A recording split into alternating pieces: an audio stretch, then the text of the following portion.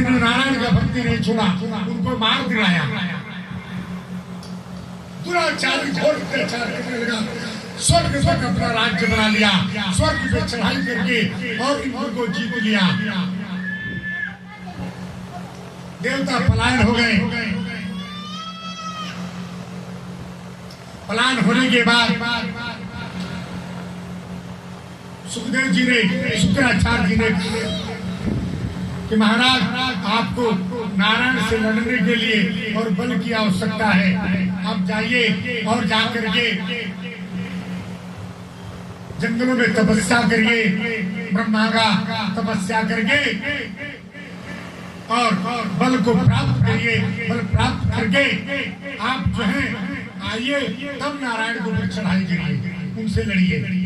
हिरण्यकशिपु का बात मान करके शुक्राचार्य जी का बात बन के हिरण्यकशिपु चला जाता है कहाँ?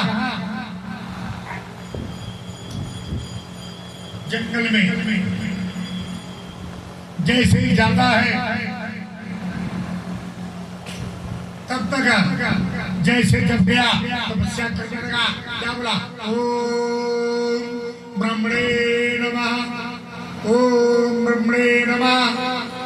ब्रह्मा जी का तपस्या करता, जैसे वो करता ब्रह्मणे नमः, ब्रह्मणे नमः, तब तक भगवान विष्णु यानी बृहस्पति भगवान तोता का रूप धारण करके करते थे। वो कहता ब्रह्मणे नमः, ये कहते थे विष्णुवे नमः, विष्णुवे नमः, विष्णुवे नमः, कहता ब्रह्मणे नमः, विष्णुवे नमः, विष्णुवे नमः, विष्णुवे नमः, ब्रह्मणे नमः, विष्णुवे नमः, विष्णुवे नमः। विष्णु का नाम लेता, ये भी कहने लगता था ब्रह्मा विष्णु, फिर ध्यान करता था ब्रह्मणे नमः, विष्णु नमः, विष्णु विष्णु नमः, फिर विष्णु का जप करता। करते करते 900 बार वो जप कर गया, तो छोड़ करके गुस्से में लौट कर घर आए। जैसे पता लगा महाराज लौट जा रहे हैं, आदमी ने क्या किया? जैसे पति लोग क्रोधित होते हैं, पत्नियां क्या करती? सुंदर भोजन बनाती हैं। उस दिन उनके बिस्तर का चादर बदल दिया जाता है और फिर बदलाया नहीं जाता, क्योंकि आज गुस्से में है ना, कुछ काम निकालना है, धन लेना है। आदमी ने सुंदर पुष्प का रास्ते में बिछावन करा दिया, फल फूल सुंदर पकवान बनाया। और जैसे हमारा स्वामी आप गए तपस्या करने, क्यों चले आए? क्या कारण है? अरे वो दुष्ट जो बृहस्पति है ना, तोते का रूप धारण करके जब ब्रह्मणे नमः होता था, विष्णु नमः, इस तरह करते करते मैंने 900 बोल दिया। मैं ब्रह्मा की तपस्या को कर दिया, मैं उस बृहस्पति को छोड़ूंगा नहीं। तो कहा कि अच्छा क्या कहा स्वामी? 1000 बार बोलना होता है, आपकी सिद्धि हो जाएगी। क्या कहा? अगर विष्णु नमः, क्या कहा? विष्णु नमः, विष्णु।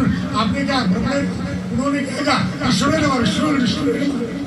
विष्णु का नाम लेकर के तब तक 100 बार और बोल गया, 1000 बार पूरा हो गया। खाया पिया सोया, प्रतिकाम किया। उसी दिन गर्भ में उसको एक जन्म ले लिया। गर्भ में एक बालक आ गया। फिर हिरण्यकशिपु जंगल को तपस्या करने गया, और जैसे ही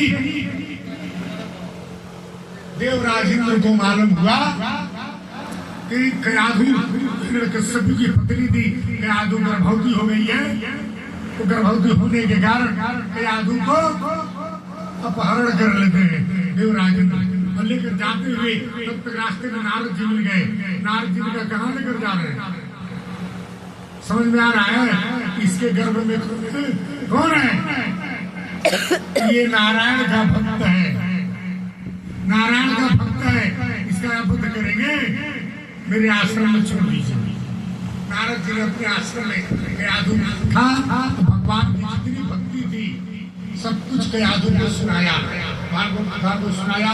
सब कुछ सुनाने के बाद फिर इंद्र को कहा ले जाकर हिरण्यकशिपु के आने के पहले कयाधु को उसके महल में पहुंचा दो, वरना बहुत अनर्थ होगा।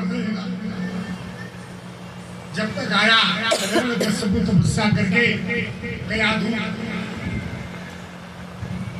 घर पे आया, उसके बाद वहां जन्म होता है भक्त प्रहलाद का। तो ये भक्त प्रहलाद महाराज होता है। राम का जन्म होने के बाद हिरण्यकशिपु का छोटा बालक है, तो छोटे बच्चे नारायण नारायण नारायण करता था। तो ये सोचा भी बालक है, कुछ भी बोल रहा है, बाद में आएगा। यादव से पूछा क्यों नारायण कर रहा है, तो आपको भगवान समझता है, तो पिता को भगवान समझता है, पिता को नारायण कर रहा है। बड़ा हिरण्यकशिपु खुश हुआ। कहते हैं छोटा बालक अगर गाली भी देता है सबको मंजूर होता है, और जब बड़ा होकर गाली देता तो थोपी खाता है। और उसके बाद जब बालक बड़ा हुआ तो क्या करता है, सब लोग आइए कीर्तन श्रीमान